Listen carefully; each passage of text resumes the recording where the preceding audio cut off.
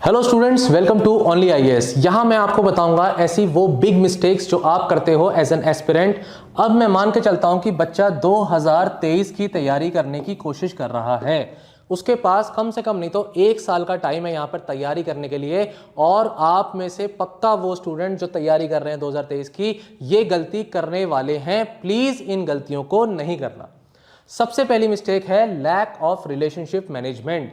जिस भी तरीके के रिलेशन में आप हैं, वो रिलेशन चाहे सिस्टर का हो, ब्रदर का हो, फ्रेंड्स का हो या पेरेंट्स का हो, अगर कोई ऐसा रिलेशन है जो आपको बहुत ज़्यादा परेशान रखता है, आपको उसे मैनेज करना सीखना होगा।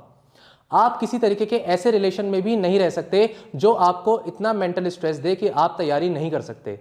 मैक्सिमम लोग यहां फंसते हैं, यही गड़बड़ होती है। देखो, मिस्टेक्स होंगी, लेकिन उन मिस्टेक्स को हमें दोहराना नहीं है और अपने इन रिलेशनशिप्स को कहीं ना कहीं मैनेज करके रखना है। प्लस मैं ये भी बोलूंगा कि लेट अस सपोज कोई रिलेशन आपके लिए इतना ज्यादा इंपॉर्टेंट है तो it's all right, work on that relationship but ignore this UPSC. Then छोड़ दो यूपीएससी को, फिर मत करो, ठीक है। बट रिलेशनशिप अगर मैनेज करना नहीं सीखे तो एग्जाम में गलती होने वाली है, एग्जाम सिलेक्शन नहीं होने वाला, लिख लीजिए। नेक्स्ट गलती है ignoring answer writing practice.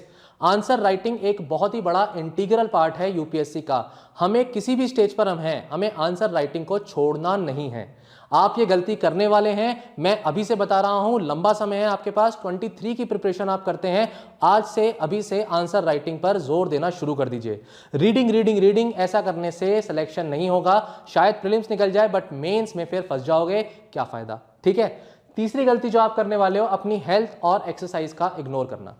Health को इग्नोर करते हो तो ऑब्वियसली जो मेंटल डेवलपमेंट है, मेंटल ग्रोथ है, वहां पर आप लैक कर जाते हैं। फिजिकल एक्सरसाइज को अगर आप इग्नोर करते हो तो आप डिसिप्लिन नहीं हो, और डिसिप्लिन का मतलब हुआ कहीं ना कहीं रोज और रोज और रोज और नए टॉपिक्स आपके माइंड में जा रहे हैं। इसका मतलब पीछे के रास्ते से ही निकलते जा रहे हैं, ठीक है। होता है ना, जब इतनी सारी पढ़ाई करी, सर पर सिलेक्शन नहीं हुआ, भाई जो एक तरफ से जा रहा था वो दूसरी तरफ से निकल भी रहा था, खत्म कहानी। करते रहो मेहनत।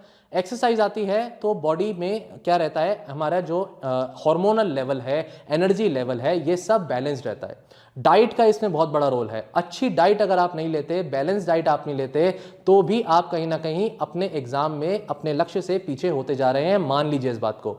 फ्रूट्स का बहुत बड़ा रोल है, वेजिटेबल्स का बहुत बड़ा रोल है, ठीक है स्टूडेंट्स, इस बात का ध्यान रखेंगे। और यहाँ पे जो क्लॉक दिखाई हुई है, ये क्लॉक ये सिग्निफाई करती है कि टाइम मैनेजमेंट इसी से आता है। जब आप टाइमली एक्सरसाइज करते हैं, टाइमली उठते हैं, टाइमली चीजों को करते हैं।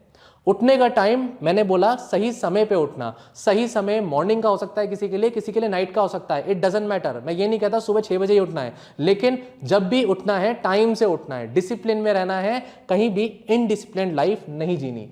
फोर्थ पॉइंट जो सबसे बड़ी गलती है कि यूपीएससी एस्पिरेंट की होती है, मतलब उसको आ जाता है थोड़ा सा ज्ञान, और वो ज्ञान की उसको ऐसा लगता है कि मैं दुनिया के साथ शेयर कर लूं। और जहां जो कोई आदमी गलत है, जो यूपीएससी एस्पिरेंट नहीं भी है, कोई भाई है, कोई दोस्त है, कोई रिश्तेदार है, और इसने जैसे ये पॉइंट बोला, पहले मैं इसे ठीक करने चलूंगा क्योंकि मैंने ज्यादा पढ़ लिया।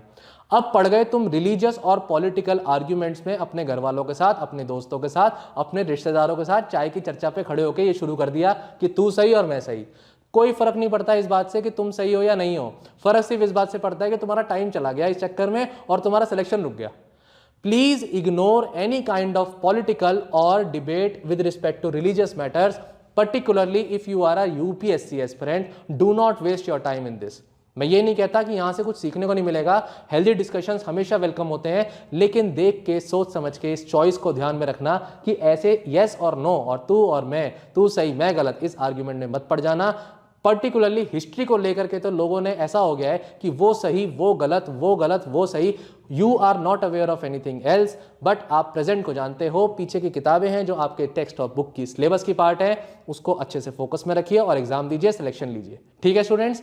लास्ट पॉइंट जो एक बहुत बड़ा मिस्टेक सब्जेक्ट प्रिपरेशन के पॉइंट ऑफ व्यू से है, वो है आपका टॉपिक्स तो सारे पढ़ लिए लेकिन उनकी इंटरलिंकिंग नहीं करी। मतलब आपने इंटरनेशनल रिलेशन पढ़ा है तो वो इकोनॉमिक्स से लिंक हो सकता है, एनवायरमेंट भी आपका कहीं ना कहीं इकोनॉमी से लिंक होता है। ये सारी चीजें जुड़ी हुई हैं, साइंस एंड टेक्नोलॉजी, एनवायरमेंट और कहीं ना कहीं ज्योग्राफी और आपके बाकी सब्जेक्ट्स के साथ लिंकिंग होती है।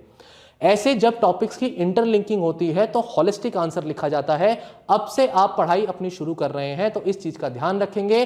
हम अपना प्रारंभ बैच 2023 लॉन्च कर चुके हैं। उस प्रारंभ बैच में हम इन चीज़ों का ध्यान रखते हैं कि कैसे टॉपिक्स की इंटरलिंकिंग हो सकती है और सभी टॉपिक्स को हम कैसे इंटरलिंकिंग कर करके आपको मटेरियल प्रोवाइड कर सकते हैं।